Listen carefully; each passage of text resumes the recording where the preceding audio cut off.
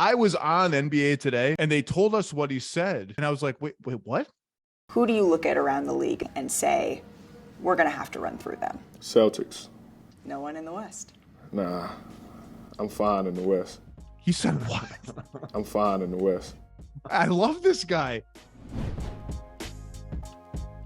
Welcome to the Lowe Post podcast on a Tuesday afternoon. We're about to welcome in Tim MacMahon to go through James Harden, the Rockets, a bunch of Western Conference stuff, some Sixers stuff. But before we get there, I wanted to start with a little discussion on, I think, the biggest story in the NBA right now, and that's the Brooklyn Nets. And beneath that, one of the coolest ongoing stories in the NBA, and really a story that's in year 3 now. And that's just how incredible and brilliant and majestic Kevin Durant is and has been and continues to be. On November 23rd, the Nets had just lost to the Sixers in Philadelphia in the Ben Simmons return game. They were 8-10. Kyrie was back. Ben Simmons was starting to look Simmonsy again. And I said on this podcast in a monologue like this, it's now or never for Brooklyn. I looked at their schedule, bunch of easy mid-tier games coming up. The whole situation was teetering. Kyrie's suspension was a disaster. The Durant trade request was only, rescinded a few months back. The vultures were circling. Vultures were absolutely circling. Durant, the Nets, even a couple vultures looking at Kyrie. And even internally, some people have been steadfast, like, we just need our team. We need to give Ben Simmons time. And by the way, I was on NBA Today after the opening game arguing with Kendrick Perkins, saying that we all need to be a little patient with Ben Simmons after all this time away from basketball, when everyone wanted to jump down his throat for how bad he looked in the opening game. And Ben Simmons still hasn't made a free throw in like 2 or 3 weeks. I think there's still a lot to dissect there, but it was teetering, and it was teetering not just from the outside. I mean, there were people in there who were saying, I don't know how much longer this has. I mean, I don't know if this is it. This is year 4 and this is where we are. The suspension, we're under 500. Like, is this all going to end now? It was now or never. And to the Nets' credit, they are 14-2 since that moment. 14-2. They're up to 3rd in the East, 2 games out of the loss column of first. They have the number 1 offense by a lot over those 16 games. 10th in defense. That's really good for the Nets. And they are grinding on that end. Almost average defensive rebounding, which is about as good as they're going to get.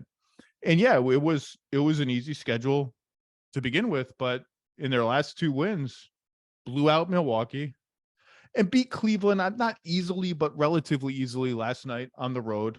And in both, and that's setting aside destroying the Warriors before that.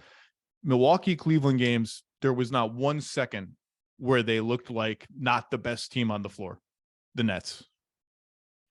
And then you throw in, like, Boston hit kind of a roadblock. Now, I never worried about it. I said last week I wasn't worried about it. They've won 2 games in a row. They're fine. They're awesome. They're going to be great. The Bucks kind of sneakily 13-11 since starting 9-0. Their offense is 18th still. Their half-court offense still is bad. Giannis is still taking like 10 bizarre jump shots a game. Why are they posting up Giannis? Why is he taking 18-foot fadeaways out of the post with 18 on the shot clock? Why is he taking these threes? Why is this still happening? Is it all Chris Middleton? I picked the Bucks to win the title, so I'm going to wait until Chris Middleton plays consistently. Wait until they get something out of Joe Ingles to really judge what this team is. But they certainly don't look like unbeatable for the Brooklyn Nets, because right now, the Brooklyn Nets look like a contender. And I can't believe I'm saying that sentence, because I had them all but dead and buried during and after the Kyrie suspension. It just seemed, the word I used was unsalvageable. And look, there's a long way to go. Do I trust it? I can't trust it. I can't. How could you? How could anybody? You're always waiting for the other shoe to drop with Brooklyn. Kyrie's still a free agent after this season. Durant's trade request is still only 5 months old. Obviously rescinded almost immediately, but still, it's hard to trust it. But the team over the last 16 games, that's a championship contender. That's how good they've looked. And you can see the formula. and we'll talk about the formula. I'm not ready to put them in that inner circle of contenders yet, because let's just see what happens in a month with this team. You just never know.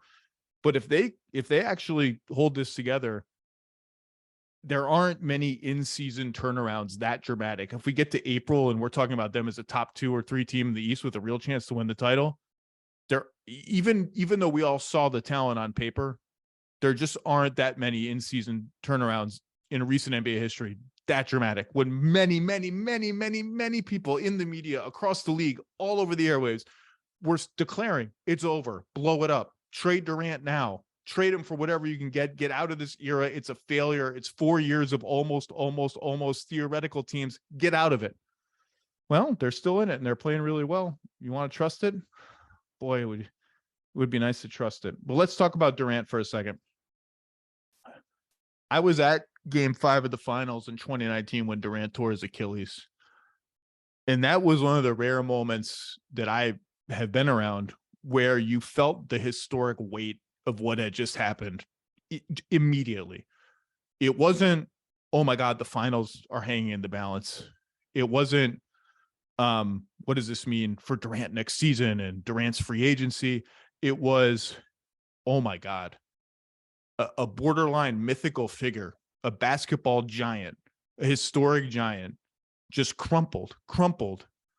And what does that mean for him, for the sport, for the game? Those were the thoughts that anyone who was there, other than some Raptors fans, I think, who just wanted to win the title, which is understandable. I think those are the thoughts that any of us had, because that's what this guy is. And I remember writing after that game, here's how big a deal Durant is. If he had just stayed healthy, this is, again, after 2019 Game 5, very well could be the number 2 all-time leading scorer in the history of the league, with an outside shot, because no one other than LeBron has an inside shot, of passing Kareem as the number 1 scorer of all time in basketball. That's what this guy was doing, setting aside the unicorn style of his game, the 7-footer with the jump shot, the moving off screens, the pick and roll game, the defense, which has been outstanding this year. That's what a giant this guy was. Well, here we are 3 years later, or wherever we are, 3.5 years later. Durant's averaging 30 points a game, 30, 6.5 rebounds, 5.5 assists. Here are his shooting numbers. Again, we're talking about Kevin Durant. 56% from the floor. That's a career high. 37% on threes, 63% on twos. That's a career high. He just passed Tim Duncan last night to move into 15th all-time in NBA points. 18th if you include ABA players. Shout out to the ABA. But 15th on, I guess, the list that we've all decided is the list. 15th. If he averages 30 a game and plays 40 more games, so that's factoring in, he misses a few 8 or 9 games, whatever. That's 1,200 more points. That gets him to 27,716. He's at 26,516 now. 27,716. That would be 12th all time. Okay, that's amazing. He missed the whole season. If he plays the next 4 seasons, and here's what I'm just going to give him for the next 4 seasons, 60 games a pop. Okay, maybe optimistic, maybe pessimistic, I don't know. 25 a game, maybe optimistic, maybe pessimistic, I don't know. Again, he's going to age. He's going to be 38 at the end of these theoretical 4 seasons. 60 games, 25 points. That's 6,000 more points. Knock on wood. That gets him in this scenario to 33,716 points. Guess who that gets him past? Michael Jordan and Kobe Bryant. And you may think those estimates are conservative. That gets him to 4th all-time in scoring, behind LeBron, Kareem, and Karl Malone. And he would have 3,000 more points to go to get past Karl Malone, and that's where that one missed season comes into play. But that's the kind of territory we were talking then, and we're talking now with this guy. And zooming even just out from the numbers, we may not see more than 1 or 2 guys who can just do everything at the level this guy can do it on offense and on defense. Just as an example, I just looked this up today for fun, and I did this 2 years ago in the playoffs when he was just incredible against the Bucks and incredible that whole season coming off the Achilles injury. Pick and rolls this season. And boy, has he been splendid out of the pick and roll, passing, shooting, the whole thing. The Nets are scoring 1.19 points directly out of a Durant pick and roll this season. That means Durant shoots or he passes to someone and that guy shoots. Maybe it's Nick Claxton, maybe it's Kyrie, maybe it's TJ Warren, whoever. That's third in the entire NBA among ball handlers who like eclipse some minimum number of pick and rolls. That's the best figure of Kevin Durant's career. That's according to Second Spectrum. The best figure of his career. Isolations, well, great ISO player, right? He's 7 feet tall. He can do it all. 1.125 points per possession directly out of KD isolations. That's typically like a top 15 number once you get through a whole season, on par with what he's done in his career. He's isolating, according to Second Spectrum, more this season per possession than ever in his career, and still putting up those numbers. And he's doing that in part because when you have Nick Claxton and Ben Simmons on the floor, two guys who can't shoot, you're going to have to rely on your mid-range gunners to kind of isolate their way to a certain number of points. And he's doing it at that level of efficiency. Post-ups. I mean, the numbers are just insane, one after the other. 1.22 points per possession out of a Durant post-up. That's typically a top 5 number at the end of an NBA season. That's number two in his career. Coming off screens, you want to know, he comes off a lot of pin downs and shoots and passes out of the pin downs, draws 2, hits Claxton on the roll. 1.13 points directly out of a Kevin Durant running off a screen. It's just every category. It's just like, oh, there's Durant top 5, Durant top 5, Durant top 5, Durant top 5. It's just ridiculous what he's doing. And I overuse the word with him, but it's just how I feel. It's majestic. Watching this 7-footer do this is you just sit back, slack-jawed, and appreciate the skill level and the craft level. And I wonder sometimes if KD is so sort of not defensive, but wants to remind you how skilled and how much he works on his craft, because people say things like, I just did the 7-footer with the jump shot. There's just so much more than that. And my favorite thing about him lately, and if you watched that Cleveland game last night, Monday night, it stood out. He's just making the simple plays on the pick and roll just beautifully. Cleveland was doubling him. And even before the double was getting there, like it was coming to him, boom, bounce pass to Nick Claxton in open space, trusting Nick Claxton to make the right play from there. And Nick Claxton, every shot off the backboard is going in, these little jump hooks and spinning floaters and all that, making the right play. Next possession or 2 possessions later, here comes the double again. Oh, the pass to Claxton isn't there. I'll swing it over to TJ Warren on the left wing, and he'll deliver the pass to Claxton down the middle, and Claxton will finish that play. Just simple plays. 5.5 assists a game. Defensively, he's been all the way in all season. Deflections, shot blocks, challenging a bunch of shots at the rim, switching, communicating.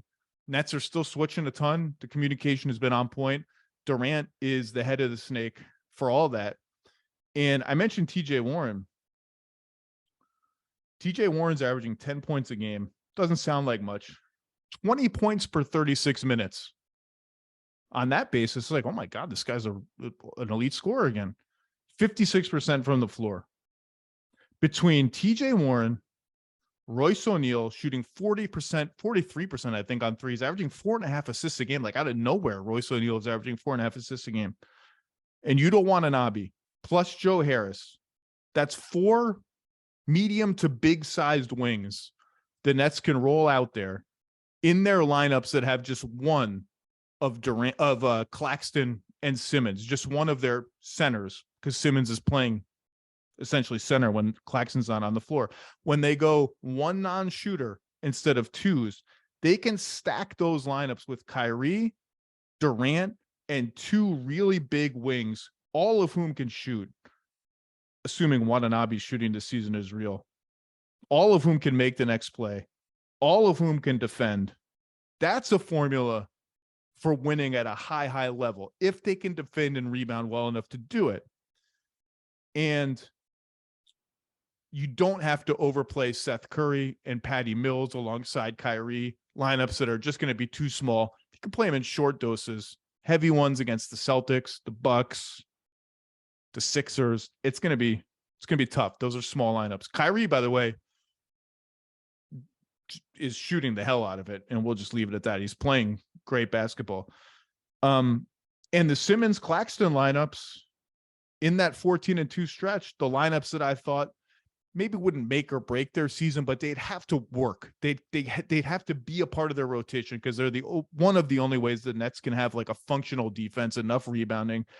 And I was skeptical they could work offensively with two non-shooters, two guys who can't shoot free throws, at least one guy who doesn't want to shoot free throws.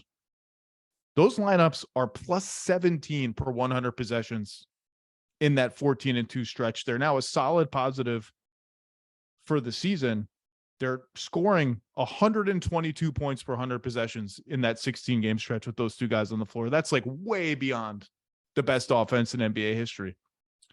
And part of that is because the Nets have really cleverly said, essentially, with some exceptions, the only time Claxton and Simmons are on the floor together, they're only on the floor together if both Durant and Irving are on the floor with them.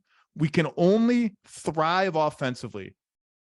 Survive is probably too strong a word. We can only thrive offensively with Simmons and Claxton if we have these two all-time great isolation scorers on the floor with them.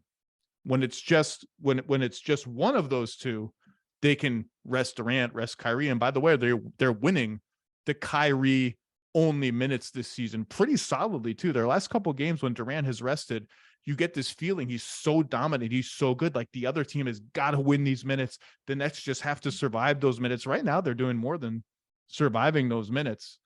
And I guess, Joe Harris hasn't even been healthy. Seth Curry hasn't even been healthy.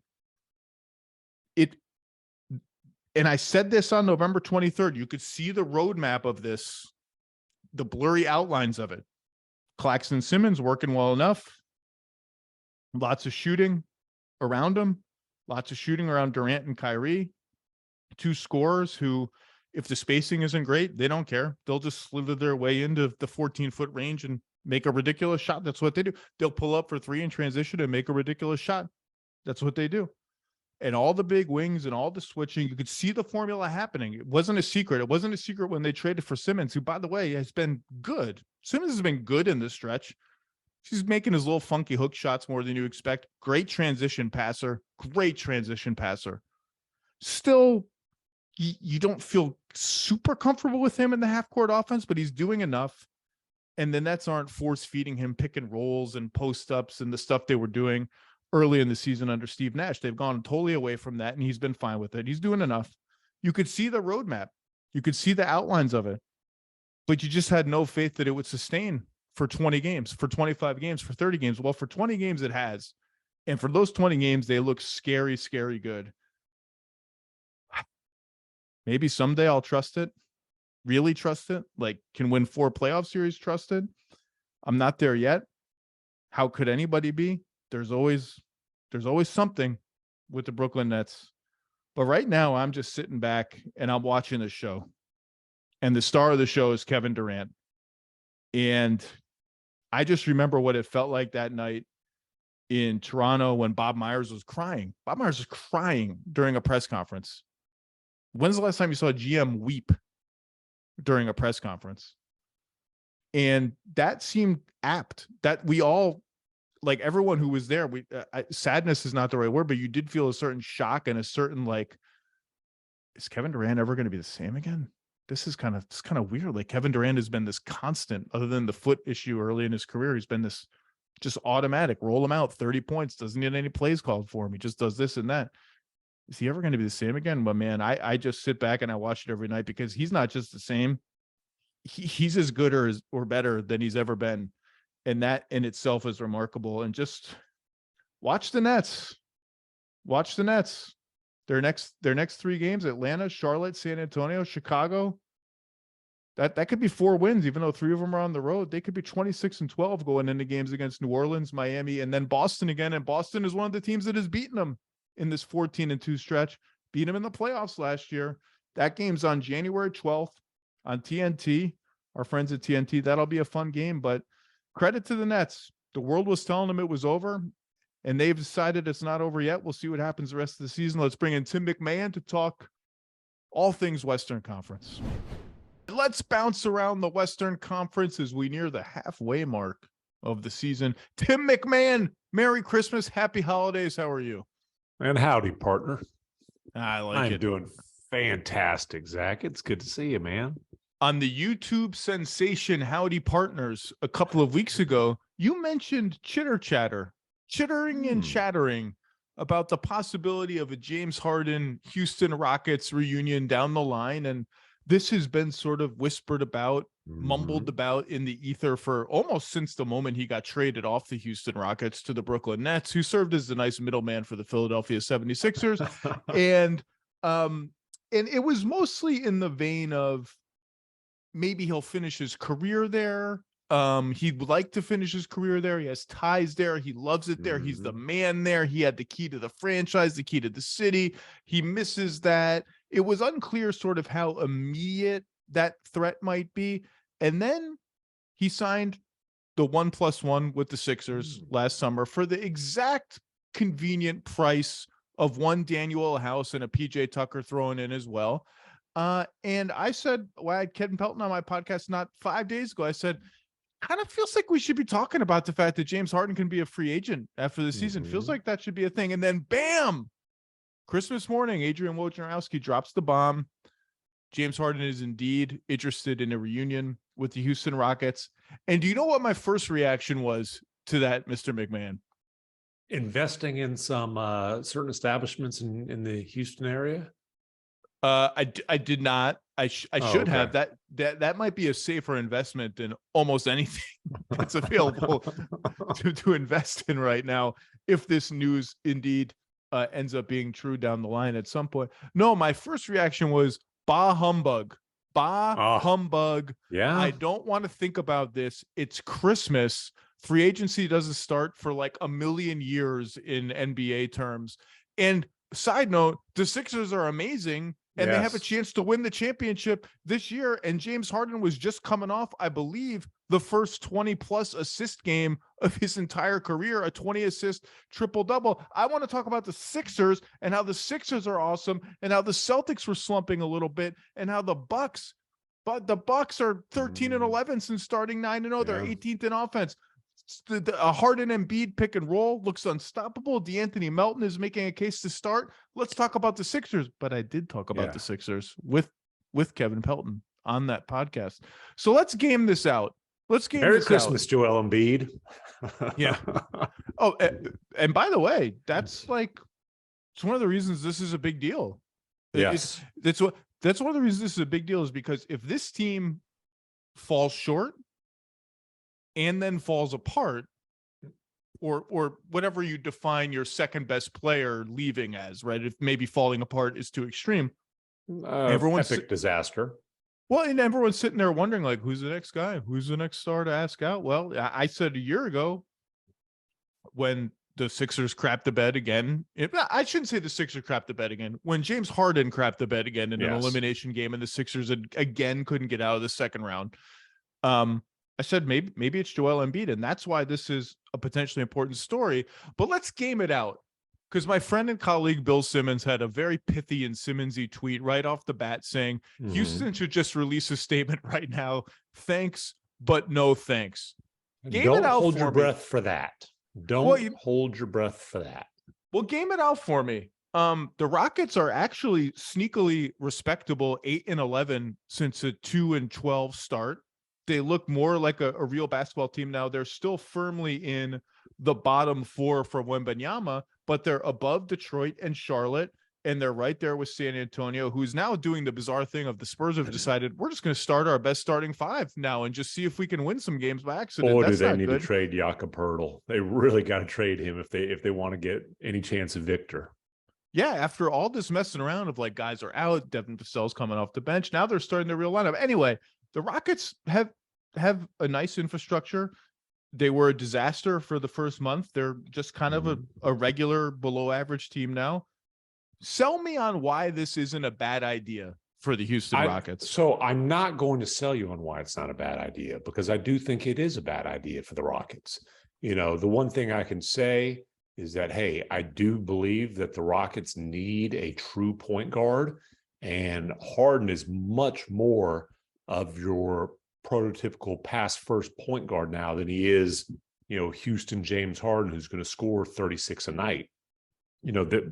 He's always been a brilliant passer, overlooked because he shot so much, scored so much. He's always been a brilliant passer.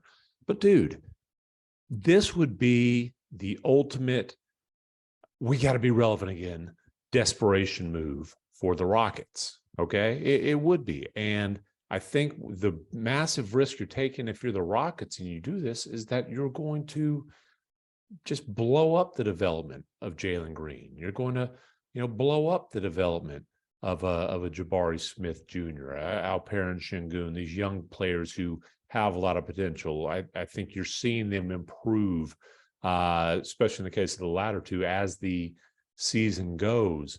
I don't think it's whisper anything people don't realize that, a James Harden might not be the best influence around some young, impressionable NBA players.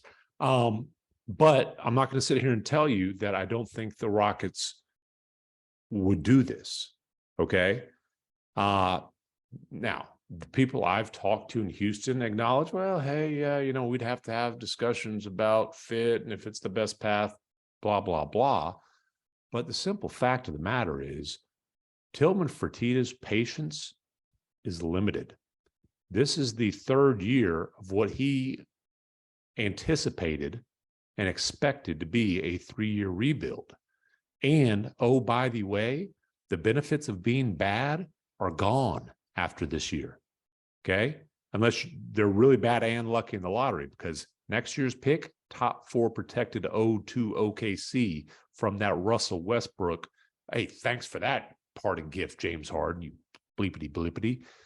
But dude, now you see the genius of it from James Harden's perspective. Not only do I get rid of Chris Paul, who annoys me because he is a winner and wants to have a little bit more of a democratic offense, and I've grown tired of his persnickety personality and his haranguing everyone at all time. Bring me my old friend in, Russell Westbrook. Okay, but now the genius of it is now they have an excuse to reacquire James Harden because they don't want to be bad again next year. They owe that pick through the James Harden initiated trade for Russell Westbrook. Now it's all coming together. It's all coming back together. Ooh, that is a long play. He's 3-dimensional chess. Anyway. Listen, say what you want about James Harden. The two things you can never, ever, ever question are smarts and skills. True. Everything else you can talk about. The man is brilliant, and he is one of the most skilled basketball players that we have ever seen, walk the hardwood on an NBA floor. But to throw him in with a bunch of 21, 22-year-olds, man, and then hey, you're supposed to be building around Jalen Green. How's Jalen Green feel if this happens? Is there going to be problems there? I think it would be awfully messy for the Rockets, and the upside's mediocrity. Because we're not talking about the James Harden that we saw in Houston for 8 years. We're talking about Harden on the back end of his prime, right? And I think we're talking about a Harden who, if his team's going to be good, he needs to be the second best player, which, oh, by the way, he is clearly in Philadelphia. And as you mentioned, by the way, the Sixers are pretty damn good. Interesting to me, though, when Harden was asked about this after their Christmas Day win, he basically said, hey, things are going well in Philly. I don't know where that came from.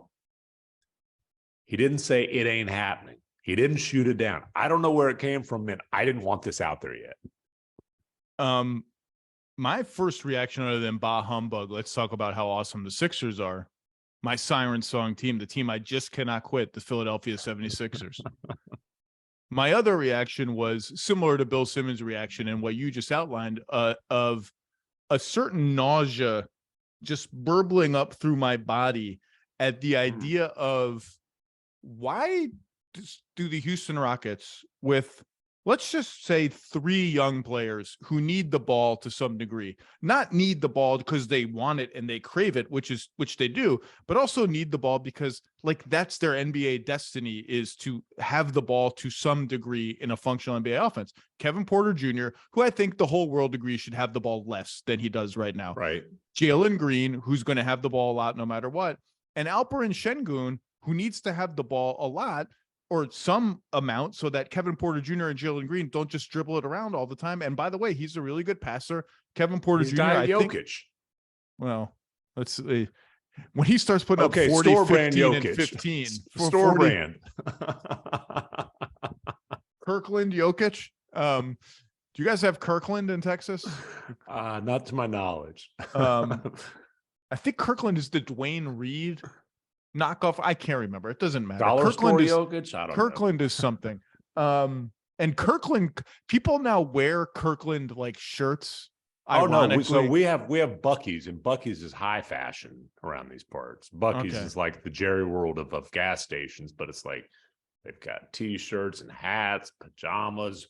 Hey, get the barbecue sandwich, great coffee, the cleanest bathrooms in the world. Anyways, let's get back to these Andrea, our YouTube person who makes sure that my nose looks as large as possible when this thing gets broadcast to YouTube, informs me that it's Costco, that Kirkland is linked to Costco. Okay. Anyway, We've got I us don't some know. Costco's. I don't even know what this is, somehow related to Alperen Şengün's relationship to Nikola Jokic on the player hierarchy. Anyway, he needs the ball, so the other guys have it less. Kevin Porter Jr. led the league, I think, in catch and shoot 3-point shooting last year as a percentage.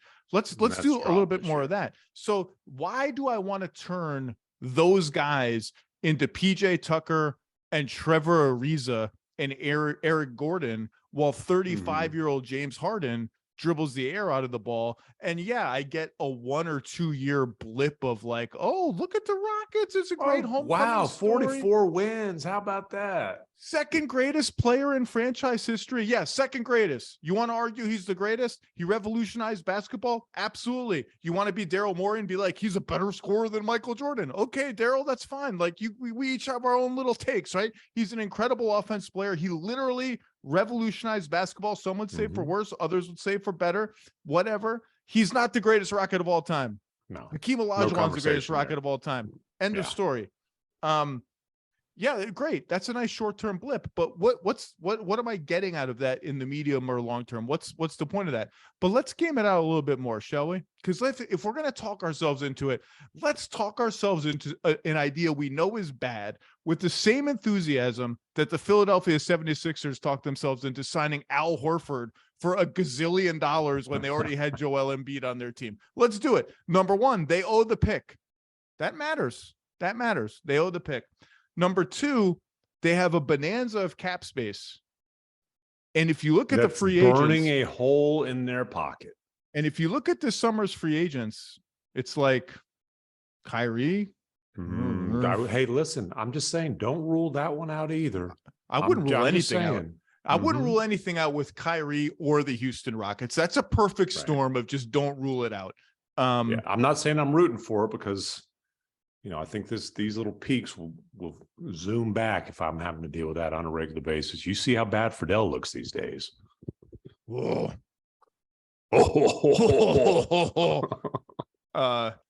Then you look at the other free agents. It's like Chris Middleton, Fred VanVleet. Are those guys really changing teams? And if they are, do they make sense? Jeremy Grant seems likely to sign an extension or re-sign with the Blazers. I think he'd be a great fit in Houston. Miles Turner, I think he'd be a fantastic fit with the Rockets, even though Şengün is already there. Just give me some defense, give me some stability, give me some shooting. There's, I think Indiana and him will talk about or renegotiate and extend. So maybe he doesn't become available either. Brooke Lopez, same thing. I like that as like a shorter term, less expensive veteran help around the fringes and ways that we need help. All Milwaukee of that is like, would be crazy to let him walk. Right. So if none of those guys wait, hold on. What about Christian Wood? We're doing Rockets reunions, baby. We're gonna get there. We're gonna get to Christian Wood. And then from there, you go to like second draft guys, restricted free agents who are really hard to get. I think Josh Hart, if he becomes available somehow, would be a great fit there. But my point is, if Harden's willing to come on a short-term deal, and there are a lot of whispers around the league that he wants to continue cycling through like 1+1 kind of deals, you could talk yourself into it as the Rockets being like, well, I mean, like no harm, no foul. It's not like we're tying ourselves to him forever and ever, except then you think, well, if he signs with the Rockets again, even if it's a 1+1, I don't think the plan is to like bounce somewhere else and then bounce back to the Rockets to end my career. I don't like it. I don't think they should do it. I don't think it would be a terrible idea. It's just not the way that I would spend my resources. It feels like a emotional decision. Little. If there's emotional over here and basketball over here, it feels like it's too far toward the emotional end of the pole of the continuum, even though there are basketball reasons for it. I mean, look, if they got into the playoffs, we've seen, it's great to expose your young guys to winning and playoff games and all of that. I just would rather find like another way to put that scenario in play. I just wouldn't do it. I would call it emotional. I would also call it impatient. Impossible, I would not call it. They'll consider it 100%. They'll consider it 100%. And the other thing, like we're talking about cap space, you mentioned the free agents. We also understand that's not the only way you can use cap space. Certainly, you can put that to good use in the trade market. The patience for the kind of, hey, let's play this out. Let's develop these young guys. Let's rebuild that way. That's running out, and there's the clock tick, tick, tick, tick, tick until, hey, they owe the pick in 2024, top 4 protected. 2026, they owe it. 2025, it's top 10 protected. Like they don't want to give lottery picks to OKC for a trade that basically just led to the franchise being blown up. Now, thanks. One Darryl. other thing. Thanks, James. Yeah, Daryl made that as he was checking out real estate in Philadelphia. One day I will tell the story, Tim MacMahon. One day of the scene in Las Vegas, Nevada at Summer League that I lived when that trade happened. One day, but that day is not today, and there needs to be a little alcohol in my system and a little more distance from the trade. Next time Croatia does something in the World Cup. Oh, baby, I'm still coming down from it. I'm still coming down for it. You can't burst my bubble on that. Can I just mention one quick thing that I think could factor into decision making, and that's where do the Rockets land in the lottery, right? So, and basically what I'm telling you here is, if they land at number 2, they're drafting Scoot Henderson. And then I do think that there's a little, hey, what do we do with Scoot Henderson if we're paying James Harden a bunch of money to come run the show again? I'm not telling you I know for a fact that would change the decision making, but it makes sense that it would factor in. Now, if they land number 1, they get Victor, then they're bringing James in and they think they're winning the NBA championship that year. And hey, maybe they could be actually really relevant again. If I get Victor, I'm running all the way the opposite direction from James Harden. And if I get Scoot Henderson, I'm scooting all the way in the other direction from James Harden. I don't need to get James Harden if I get Scoot Henderson. They could have the dual Scoot lineup with him and old Scoot Porter. By the way, interesting. And I've said this many times. I've had this conversation, with folks with the Rockets. They aren't 100% convinced that Kevin Porter Jr. is a starting point guard in the NBA. They acknowledge that. Of course, they're not. Their extension for him is has all these ridiculous, half guarantees, incentives, whatever the hell the language is. That's more for other reasons. They telegraphed their lack of faith in him. It was not total lack of faith. It's a lot of money. If it all becomes guaranteed, it's a real investment. But they telegraph we'll see. It's an NFL contract. It's a pay as you go. You can get out at any time. Basically, I do think it was pretty interesting though that this stuff is big news with Harden, right? And it's a major subject of discussion, certainly around the Rockets. Next game out. old Kevin Porter Jr. goes for 36, 7 Yeah. rebounds, and 9 assists. Basically like, hey, I can be a dude too. So, just something to keep your eye on there. I've said it 100 times. I think ultimately he's a, he's a 6 man of the year kind of guy on a good team, but we'll see. I like the idea of Miles Turner, but the cost could be so much that I get a little queasy. And then it's like, I think I would just trawl around then for younger shooters, younger defenders. Like even I think I've heard Jayshawn Tate is coming back soon. He's a Rocket. He's not a free agent, to be clear. But they just need I'm excited to see him back because they need someone who doesn't really want to shoot and wants to pass and play defense and is kind of a connector. And yeah, they see Sixers, him as kind of a mini Draymond. And again, I keep giving you these like elite players, but like that's, or a Costco mini Draymond. How's that? Yeah, I wrote about Draymond at the beginning of the season after the punch, and I said, how many false next Draymonds have there been since Draymond became an archetype? Maybe Trey Lyles has a little Draymond Green in him. Oh, you have to have, well, I'm not gonna say. I'm just saying Tate is, like you said, good passer, looks like a linebacker, tough, defends, Sounds like PJ Tucker. And by the way, speaking of PJ Tucker's only pass is swing. Hey man, they the Sixers are awesome. They play tonight against the Wizards. They'll probably lose, but the Harden and Embiid pick and roll looks unstoppable. Embiid's there are not many people, big, small, in the middle, whatever, who have like a 13-foot jump shot, like a 13-foot rise up jump shot. And it's just automatic, and you can't switch that play or else you're dead one way or the other.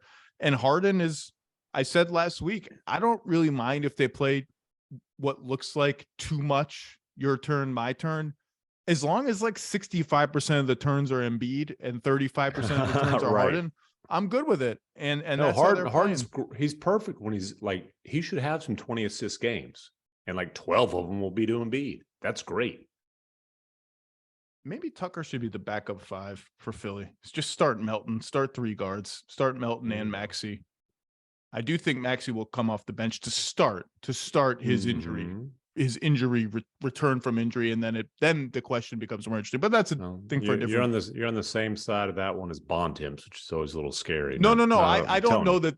I don't know that should happen or will be permanent. I just think they will couch it for the first 5 games. It's like, well, he's on a minutes restriction. We'll bring him off the bench, and we'll decide then. I've already said that I would explore Harden, Maxey, Melton, Harris, Embiid potentially as the starting 5. But then you think, there's no point in PJ Tucker if he's not starting. The whole point of him is to guard the best guy on the other best players. team. Yeah. The other point of him is maybe he can solve this like endless backup 5 conundrum for the Sixers, but you could start and do that. Anyway, enough Sixers. Love the Sixers. One more real quick thing on the Rockets. Obviously, their Sonics are you going to say their Sonics uniforms suck? Because they're the Sonics uniforms. I wasn't going to say that, but I'm glad to give you the avenue to have that opinion. Although they're contributing greatly to the former Sonic success, getting back to the Russ trade. Anyways, we've been keeping an eye on Eric Gordon. Seems like forever in the trade market. If he's not traded, I think he's on the team next year, and I think that's an indication that they are going all in on Harden. Why is Eric Gordon an indication of anything? Because Eric Gordon is a guy who Harden would want to play with. He's a guy who basically it's essentially a team option. It's a non-guarantee for next year. Are Harden and Morey just the same? Did they just want to play with the 2017 Rockets forever? Like at what point does James Harden not want to play with these guys anymore? Because there are better guys who aren't 37 years old. We don't want to play with Chris Paul. Bring them. Sure, fine. Eric Gordon and John Collins should get a coffee the next time their teams play each other and just talk about guys who've been in the trade rumors forever. Can we just call the league office and impersonate our respective GMs and like call in a trade where we're traded for each other somehow? Miles Turner too. Miles Turner's part of that. Nah, maybe not. Well, we'll see. I don't know. I don't know if that extension is going to happen for Miles Turner. We'll see. Let's talk about your Mavericks. We'll bounce around the West now. The Mavericks on the in about a few hours from now. We're recording this 4:00 on Eastern and East Coast time on whatever day this is. Someday. It's a day. It's a day. It ends in A couple days after Christmas. The Brunson reunion, well, whether Brunson plays or not is a little bit up in the air, but the Mavs-Knicks game tonight in Dallas will happen. Christian Wood is now officially extension eligible. And the Mavericks, after a nice win over on Christmas over the Lakers, who without Anthony Davis, over LeBron and a whole bunch of guys, it's not going great there. It's not going great without AD. Our 2 games over, weird up and down season for them. Let's talk Christian Wood. Likelihood of a Christian Wood extension between 0 and 100, with 0 being no chance in hell. What is it, Tim MacMahon? Somewhere in the middle. In the middle, and it's going to the years will have to be somewhere in the middle. And so I'll just tell you this: he's eligible for 4 years, $77 million. They're not going to put 4 years on the table. I don't know if he would be interested in 2 years. So I don't know. I do know that there are people within the Mavericks who have juice who would be interested in 2 years. And you look at how that, matches up with their future cap sheet, with their ability to be players in free agency going into that 2025 summer. That's really their next realistic opportunity. They want to preserve that flexibility. And, let's just be honest, they don't want to have a long-term commitment to a guy who has bounced around the league and has a reputation for being unreliable and, chronic tardiness and, effort on defense comes and more often goes, and et cetera, et cetera. Having said all that, Christian Wood has been good for the Mavericks. Like they don't have very many players on that roster who can put the basketball in the hoop on a consistent basis. He can, and he does it efficiently. He can, and he does it in a lot of different ways. He can pick and roll. He can pick and pop. You can dump him the ball in the post. He can attack closeouts. He can make plays, out of the short roll, whether it's kind of slithering into the hoop or, hitting the guy on the weak side like he did. He had 7 assists in the game against the Lakers. He had 30 points. His passing overall has been a nice, I wouldn't say surprise, but he's been a willing passer in Dallas, and not just even on the short roll, but like sometimes he'll extra pass it around the perimeter where I'm like, dude, you could probably just shoot that because you're open and you're a really good 3-point shooter. And he'll just like tap it over to Bullock or Dinwiddie or somebody else. He didn't make the extra pass with the game on the line in Cleveland, but hero ball happens. Hero air ball in that case. Anyways, so this is what I know, because I asked Christian straight up on Christmas Day. Walked out after he did the post-game press conference, and I said, "Hey, you're eligible for an extension. Basically, what do you think?" And he smiled. He said that he's happy to be here, sure. and then he said he's yet to have the conversation with Mark Cuban, which he said he is yet to talk to Mark Cuban about it. Not that his agent has yet to talk to Nico Harrison about it, but I do think if this thing's going to happen, it probably is a Cuban to Christian Wood conversation. But he did say that he's open to it. I asked him, does it have to be for the full 4 years? He laughed, said, "I can't answer that," and walked away. And I asked that because I would be shocked if they gave him a 4-year offer.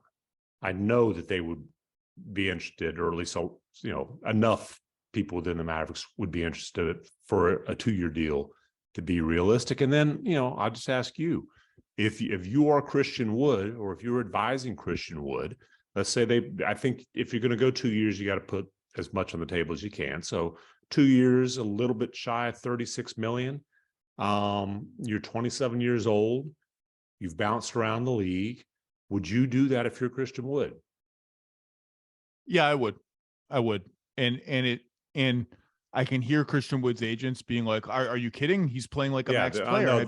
They'll cuss me out. No Have question you about have you it. checked his player efficiency rating? And by the way, Christian Wood's people, I picked him to be sixth man of the year before the season. 17 points a game, 54% shooting, 63% on twos. He's been as expected.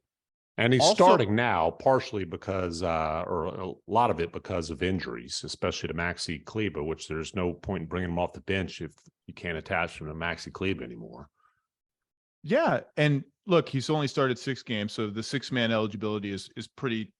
It's not ironclad, but it's going to be solid. He's got to start more than he comes off the bench to disqualify himself. But anyway, what was also predictable was that the coaches would be like, "Oh my God, do we trust this guy's defense?" And the answer over and over has been no. No, But, of course. like, they don't. Now that they don't have Maxi, he was the guy closing games for them.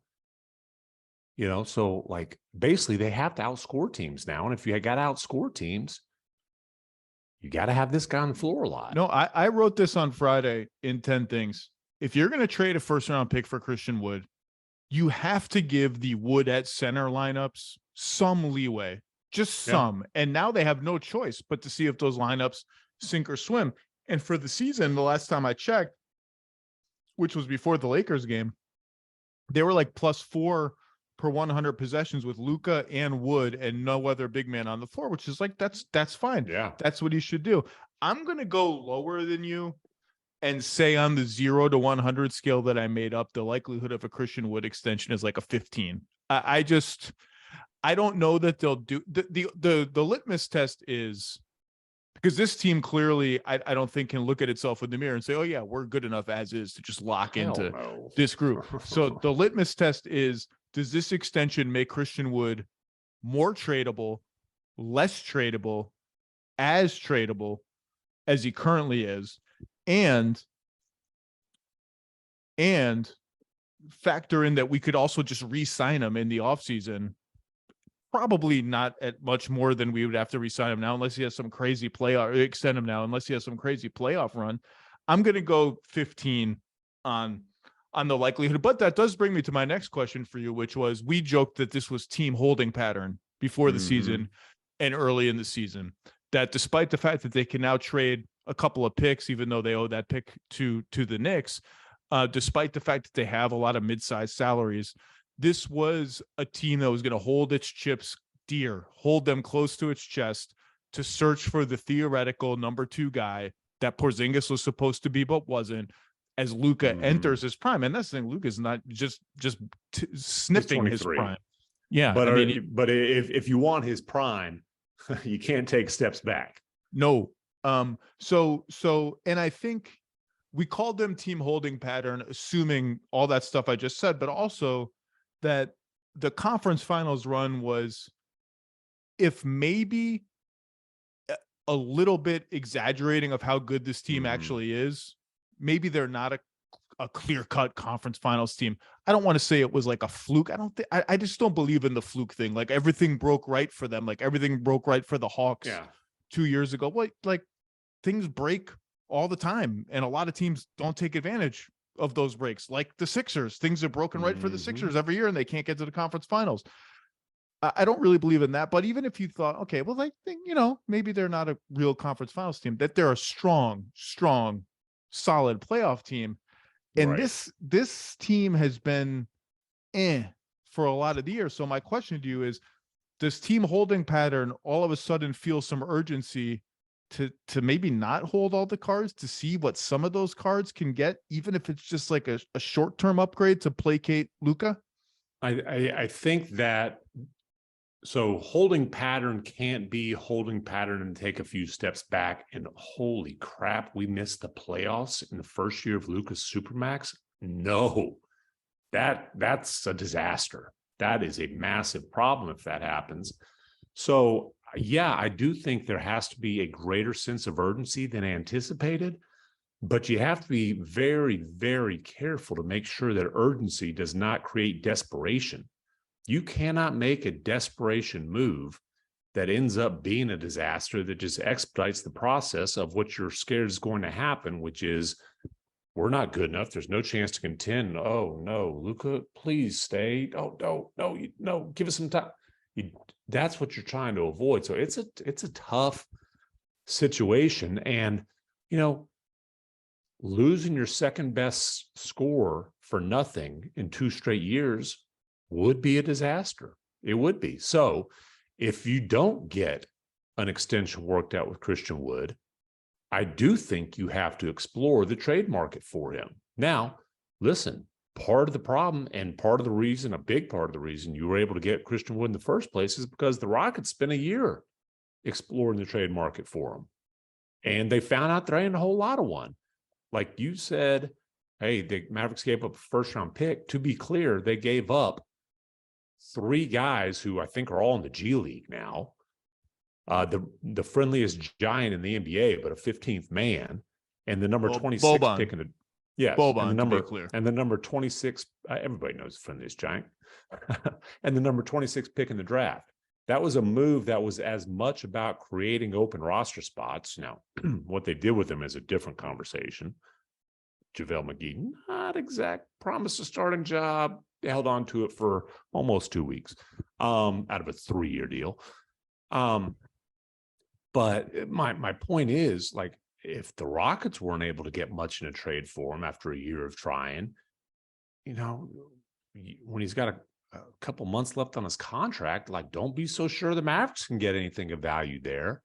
You mentioned this summer, can you re-sign him? Would there be sign and trade options? But the other part here with Christian, and you say, hey, I'd pounce on 2 years, 36. If I were him, yes. Right. What's the market going to be for him in free agency? There's a short list of teams that have cap space. Included in that short list are the Pistons and the Rockets. Well, he's been there. He's done that. I don't expect any happy reunions on either of those spots. Now, hey, the Knicks didn't have cap space at this point last year. They created it. They got Brunson. I don't think that Christian Wood's value is nearly the same. I also don't believe his godfather runs a front office in the NBA. That's a game of chicken. I don't know that the Mavericks want to play, even if they feel like the odds are much better for them this summer. Yeah. I mean, and the other thing is, who are they trading for? If they indeed decide to put, whether it's picks, players, or both, onto the market, like, but let me throw a hypothetical. The dearth of sellers, makes it difficult. I'm going to guess your hypothetical is Bojan Bogdanovic, but maybe I'm wrong. Give me your hypothetical. That would be an interesting one too. Bring a Balkan shooter to pair with Luka. That would be an interesting one. He was not my hypothetical. My hypothetical, I do believe, would cost you a lot more than Bojan Bogdanovic. And he's just a little bit south of Detroit in the Eastern Conference. A team that is... Well, nobody's south of them in the standings, so you must be talking about geography. Geographically. But they're not too far north in the standings. I'm talking about Zach LaVine. Oh, well, listen. There's obviously been a lot of talk about the Bulls and do they blow it up and how are things working with LaVine there. I just know that there are fans of him that hold prominent positions within the Mavericks. Again, I'm not sitting here and telling you like it's some great consensus. I think there's enough fans of him to where I wouldn't totally rule it out. I don't know what the market would be for him, given both contract and the knees.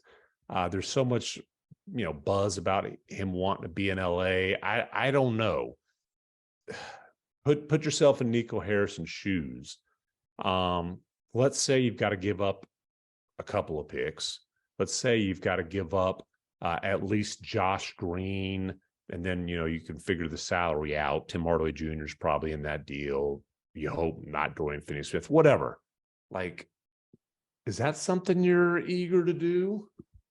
So I think this is one of those ones where I think both teams, if they even started thinking about it, would would, to me at least, come to the realization this is too much too soon for how confusing this all is.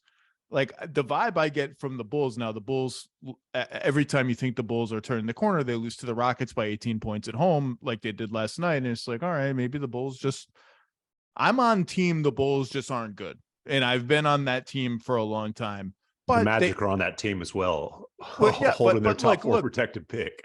The Bulls have talent. DeRozan's been outstanding. They're clearly, built to win now. And they should, like, they should be, when I say not good, I don't mean they're just bad. They should be about as good as they were at the end of last year, a 45-win team. Like, that's not nothing. That's worth supporting. That's worth investing in.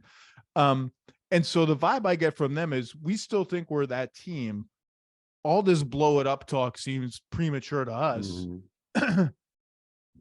And so, I don't know that they're even ready to have that discussion yet. But if you were, you'd be like, all right, what's the proper trade value for 37 million, 40 million, 43 million, 46 million, player option for 49 million on a guy whose teams never seem to win? And he has knee problems.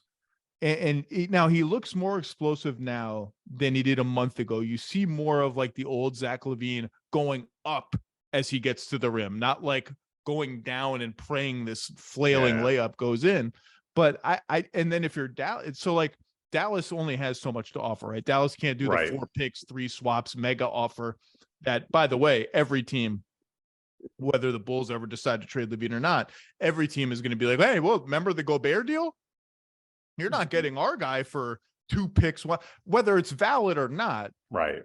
We have like a year left of that, another year, and that will fade as like a marker, a benchmark. People will all agree it was ridiculous and the blah, blah, blah. And I just don't know that Dallas has enough, and Chicago is ready to just like, are we selling that low on Zach LaVine? And I don't know that even if I'm Dallas, like, I don't know that that's where I want to play. Well, I mean, you play those cards. You don't get to play cards for a while again. So, and Bogdanovich is interesting because I talked about the same reason Wood 2-year extension would make sense for them from a long-term cap perspective. Bogdanovich matches up with that. He's not just a shooter, but he is a big time shooter. Like the idea of Luka feeding him wide open threes, I think he would really thrive in that. Luka actually has a relationship with him, obviously Croatia, as borders Slovenia, he's all those Balkan guys are buddies. What do you think it takes to get him? I think it takes a protected first. I think Detroit is posturing that we love him, we're going to keep him, don't come to us with anything less than X, Y, and Z.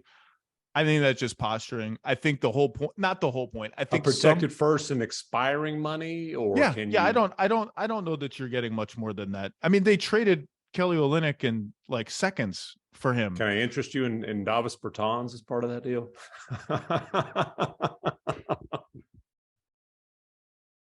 The phone line just went dead. Hello? I know. How much? No, hello. I said Davis Bertans. What? I thought you wanted to replace him with another shooter. Come on. Call him back. Yeah. But then even a protected first, though, you get into the whole thing that we've talked about where the Mavericks at some point have to bundle picks together and get a bona fide co-star, and tick, tick, tick goes the clock. You got to pay off that pick to the Knicks this summer. Then you've got your full complement unless you give one up before this trade deadline. It's tough. The Mavericks are in a tough situation. Like I said, there's urgency, and the line between urgency and desperation is pretty blurry. And you can talk yourself into anything in the Western Conference. It's like 2 weeks ago, we're talking about the Lakers. Lakers are 8-2 in their last 10. The West is wide open. Should they trade all this stuff? You can view the West as wide open, or you can view the West as like pretty deep in good teams, and we got to beat 3 of them. We got to give ourselves a realistic chance to beat 3 of them in 7-game series if we're going to actually do this. And that's easier said than done. I thought the Grizzlies already won the West. Well, we're going to talk about them briefly. John Moran announce the Grizzlies as Western Conference champions this year? You're not going to get me to say anything bad about John Morant of the Grizzlies. I love it. Well, let's do that. Let's do that now then. Everyone is, but I love everything about everything that has happened in the last week to 10 days with the Memphis Grizzlies. I was on NBA Today when that Ja interview happened, and they told I was on it. They had already recorded it, and they told us what he said, and I was like, wait, what? Who do you look at around the league as you're studying and say, we're going to have to run through them? Celtics. No one in the West. Nah, I'm fine in the West. He said what? I'm fine in the West. I love this guy. He said we don't need to worry about the West. Hey, he ain't ducking no smoke. He's fine in the West. And then they get rolled by the Warriors on Christmas right after that interview comes out. And the Warriors, proud champions, as they should be, should be. The Warriors, they love nothing more than to rub your face in the fact that you haven't won anything, whether it's the Suns and Devin Booker or the Grizzlies and John Morant. And you can especially the guys who have won 4 of them. Yeah. Klay Thompson has 4. Some pride. Yeah, but 4 of them bleepity bleeps. But like Dylan Brooks, you talking about a dynasty? You ain't won one yet. And he'll tell you right to your face as you're on the floor and he just hit a jump shot. And by the way, Draymond talks trash just rolling out of bed. You give him reason? Come on now. You think Draymond talk? Remember, John Morant's dad talks trash to John Morant. Draymond's probably talking trash to his kids already. For sure. But and by the way, T. Morant talks trash rolling out of bed too. By the way, talking trash to Dylan Brooks is no picnic. Like that guy can hurt me, and he's a pretty damn physical player. Mm-hmm. And Klay Thompson has won 4 rings. He did make all the threes in Oklahoma City to save their season and help them get to the finals. He has the cojones factor, Tim MacMahon, I like 100 times over. And if he wants to talk his talk in the face of this young up-and-coming team who's acting like they won something, I don't even like to say acting like they've won something. They have won something. They've won a lot of games. They got to the second round of the playoffs last year with John Morant injured. Gave the Warriors some jabs and counter punches that were pretty respectable. It's not like the Grizzlies are the Pelicans and have won no playoff series. The Grizzlies have done stuff in the NBA, and I like that they have this attitude. But if I'm the Warriors, I'm rubbing it in your face 100%. All day long. You come in our house and you without Steph, without Wiggins, you get beat by Ty Jerome. And by the way, I like Ty Jerome, but you get beat by Ty Jerome. And you get beat by a team that was the worst team. They've been statistically worse than the worst team in the league without Steph on the floor. But going into that game, their net rating was -12 and change. I mean, they got blown out in Madison Square Garden. They gave up 91 points to the Nets in the first half. They've been playing like hot garbage, and they kicked your ass on Christmas Day for the world to see and let you know about it. And listen, the Warriors have absolutely earned the right to let you know about it. And you can say the Grizzlies, whether they have or haven't earned the right, they're going to. Like, they don't need your permission to flap their gums. They're really good at it, and it's a hell of a lot of fun. And that's why everyone fell in love with them. So you can't start knocking them now for getting too big for their britches, whatever the hell that means, because everyone fell all over them ourselves, loving how they talk trash at LeBron, right in LeBron's face. Yes, I wrote a whole story about it last year. It was they're so much fun. But listen, when you talk like that, when you're barking on the floor, when you're talking to Malika, and we're putting it on NBA Today and all over social media and all, you put a target on yourselves. They base what they do with all their antics, and I love them. It's entertaining and it gives us great material. I love it. It's so much fun. They also put a massive target. Teams are going to get up to play there ain't gonna be no sleepwalking in to see the Grizzlies.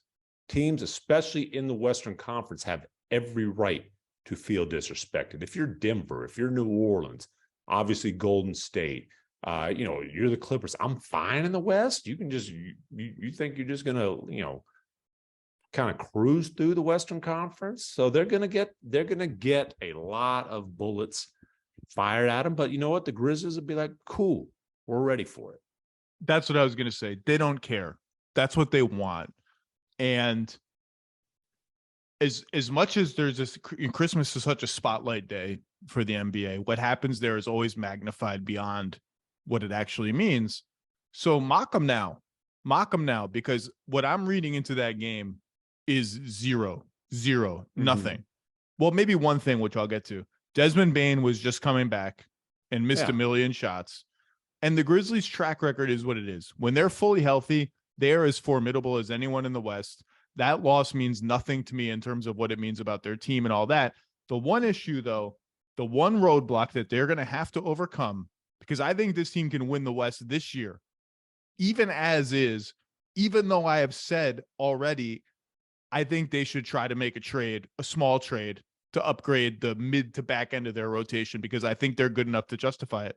The one problem is Jaren Jackson Jr. has got to stop fouling himself out of games. They cannot win 3 playoff series in the West if he's playing 24 minutes a game and regularly just getting pulled, 3 minutes pulled, 4 minutes pulled. He's got to stop fouling. And until he stops fouling, they are not going to get out of the West. That's the number one structural roadblock they have, is he cannot stop fouling. He might be, per minute, the best defensive player in the NBA right now.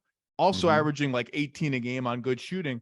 He just, I don't know what they have to do to get him to stop fouling. He has to stop fouling. Otherwise, they're just not going to get where they can go. Yeah, and part of it is he tries to swat everything. Now he swats a lot of things, but there's a line there.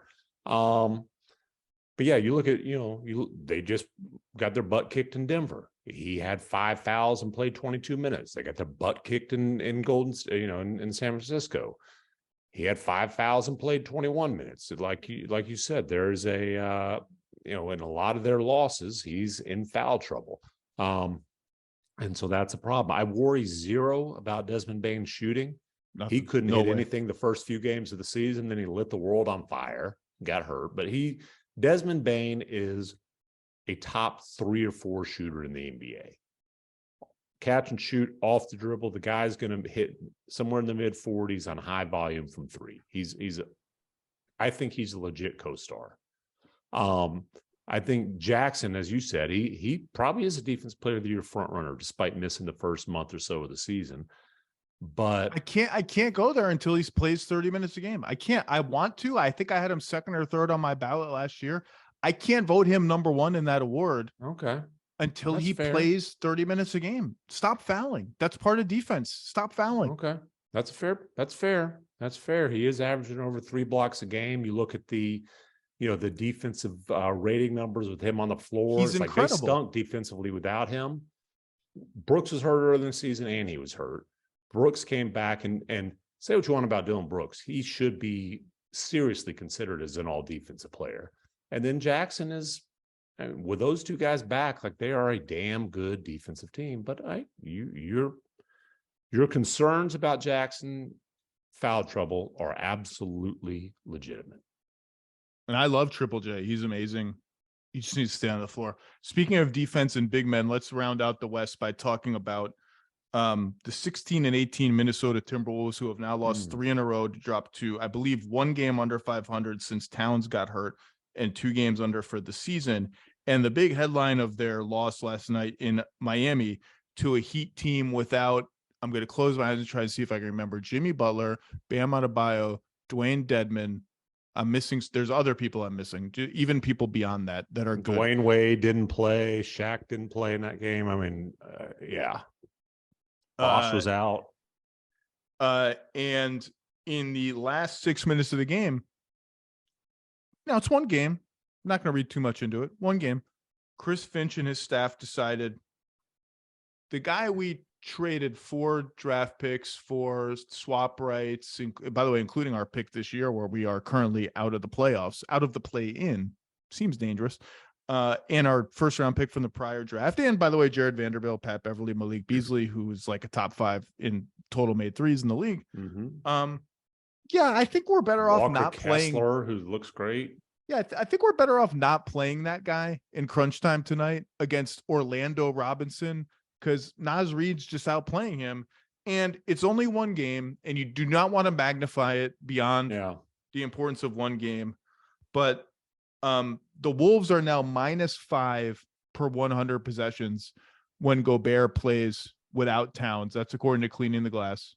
Okay. Their defensive rebounding rate in those minutes would be like bottom 3 in the NBA on a team level. Despite the fact that one thing Gobert consistently does is rebound. Nobody else on that team does.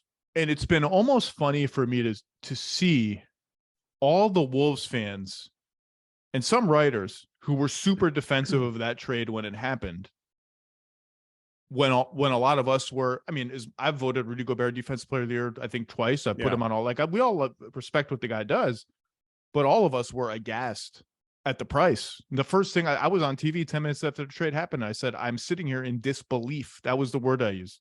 At what they gave up. The price period, but especially considering is this a fit?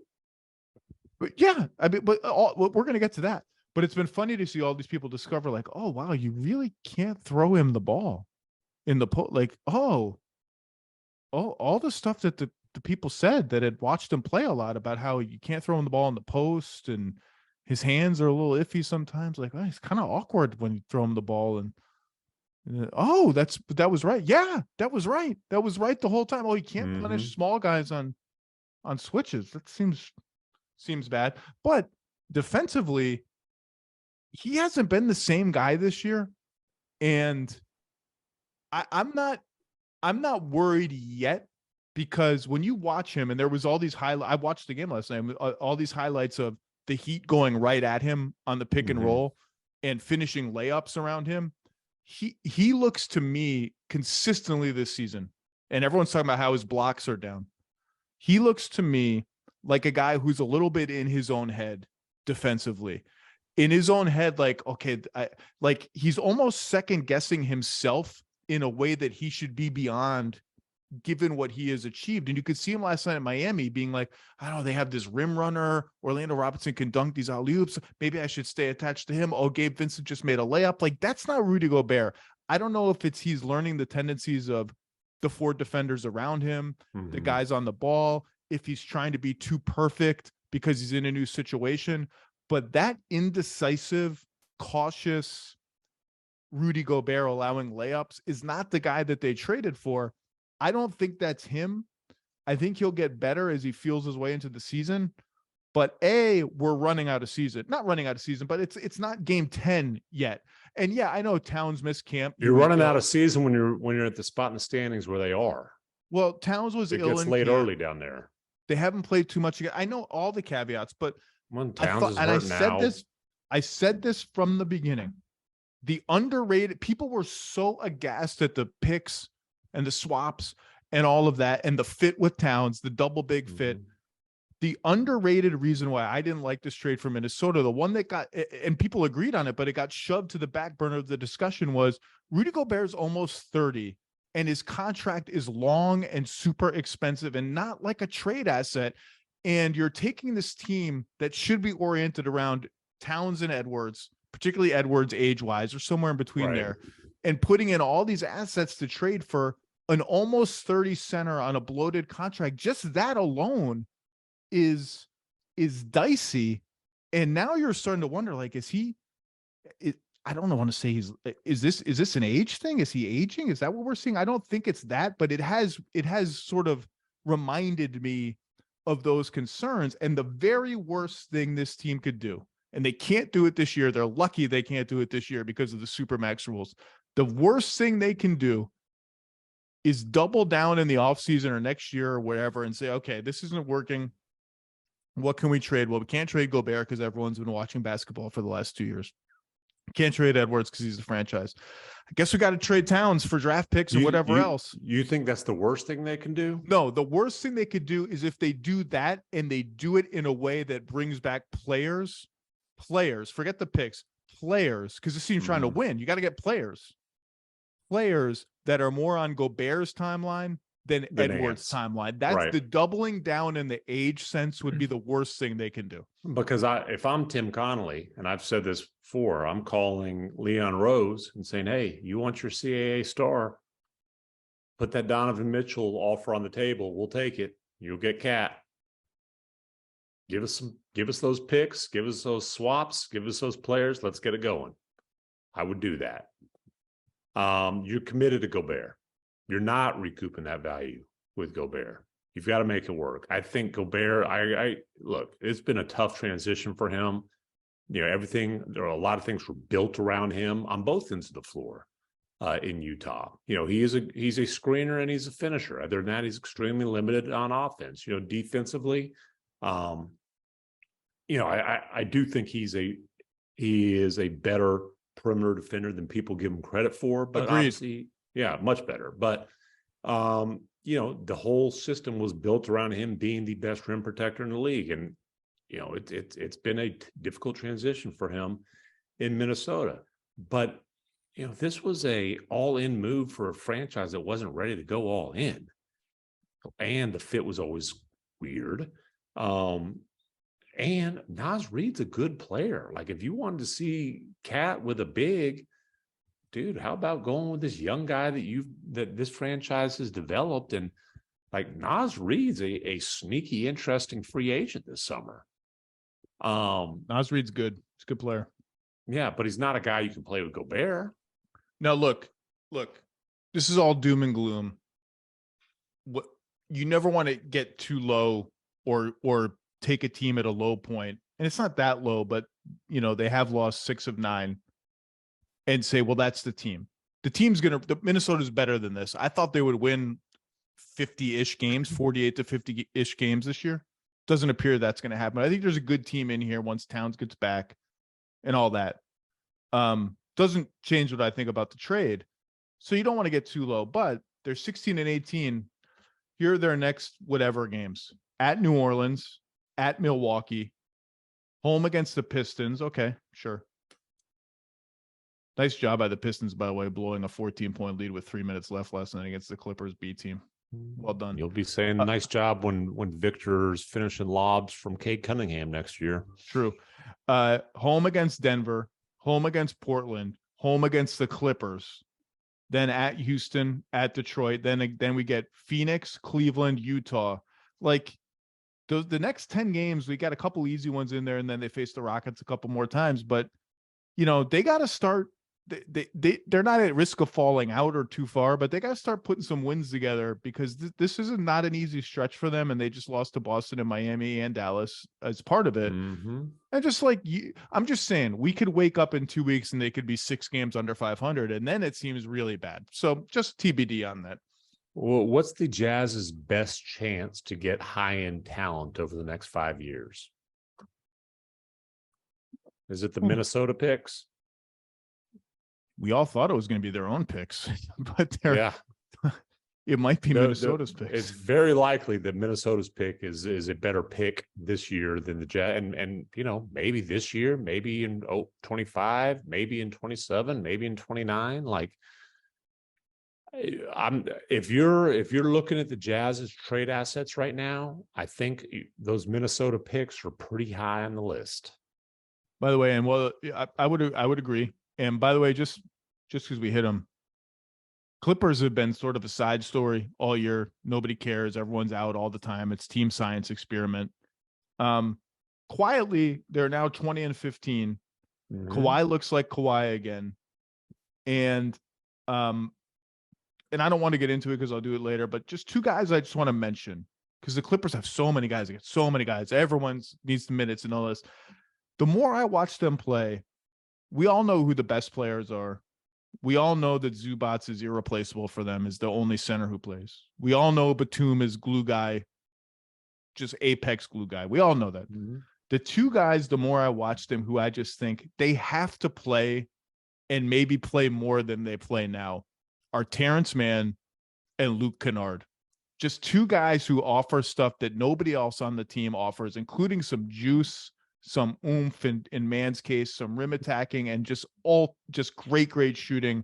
and underrated passing. That's all I want to say about the Clippers. Just the more I watch them, the more I'm like, those two guys need to be at the forefront and not at the, oh God, we got to find Terrence Mann 16 minutes tonight. Not fringe rotation guys. They got to be mainstays. But that's a discussion for another day. Tim MacMahon, second to none covering the Western Conference, has chosen the appropriate color for his office background, one that is very similar to mine. I will see you soon, my friend, but thanks for giving us a little time. I appreciate you having me. Adios, amigos.